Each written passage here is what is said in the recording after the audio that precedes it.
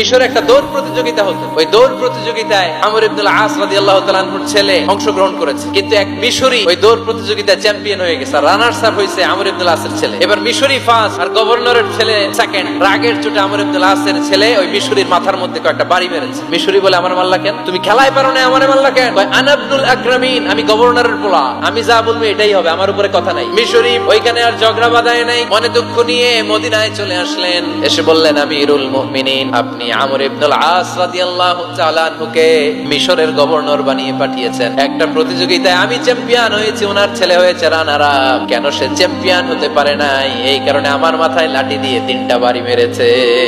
ওমর ফারুক বললেন, তাই আগামী বছরের অমুক তারিখ আমি সব গভর্নরদেরকে ডেকে হিসাব নিতে, ওই দিন তুই থাকবি। ওই দিন 7 রাজ্য থেকে 7 গভর্নর হাজির, গভর্নরদের ছেলেরাও হাজির, মিশরীয় হাজির। 7 গভর্নরের কাছ থেকে 7 এলাকার খোঁজ খবর নেয়ার পরে ওমর ফারুক বললেন, আইনাল মিসরি, মিশরি লোকটা কই, এদিকে আয়। মিশরি সামনে আসার পরে বলল, আমর ইবনুল আস, তুমি মিশরের গভর্নর, তোমার ছেলে সহ তুমি আসো। আমর ইবনুল আস এসে সামনে বসে রইলেন। এবার বললেন, ও আমর ইবনুল আসের ছেলে, তুমি নাকি ইবনুল আকরামিন গভর্নরের ছেলে, তুমি যা বলবা মিশরে নাকি তাই হবে, তোমার নাকি অনেক দাপট। নিজে একটা লাঠি এনে মিশরীর হাতে দিয়ে বলল, এবার তোর মাথায় যতটা মারছে তুই ততটা গুনে গুনে মার, আমি দেখবো। আমর ইবনুল আস দেখবে, আমর ইবনুল আসের ছেলেরে তুই এখানে মার। সে বলতেছে, থাক, আপনি বলছেন এতেই যথেষ্ট, মারা লাগবে না, আমি মাফ করে দিলাম। ওমরে ফারুক বলল, খবরদার, মার মার ওর মাথার মধ্যে। মিশরী ওমরে ফারুকের ধমক শুনে ভয়ে ভয়ে 3টা বাড়ি মারলো।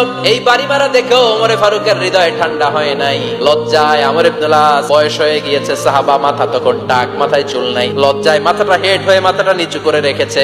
এবার রাগের চোটে ওমরে ফারুক বললেন, এবার আমর ইবনুল আসের টাক মাথার মধ্যে একটা মার। কেন ছেলেকে শিক্ষা দিতে পারে নাই? তোমরা কখন মিশরীদেরকে নিজেদের দাস বানায় নিলা? ওয়াকাদ ওয়ালাদাতুহুম উম্মুহুম আহরারা, আর ওদের মায়েরা তো ওদেরকে স্বাধীন সন্তান হিসেবে প্রসব করেছে। মানুষদের উপর ক্ষমতাগিরি করার জন্য গভর্নর পাঠাই নাই। খবরদার, জনগণ তাদেরকে দেখভাল করার জন্য তোমাদেরকে পাঠানো হয়েছে, তাদের উপর কোনো অত্যাচার করার জন্য নয়। চিল্লায় বলেন ঠিক কিনা?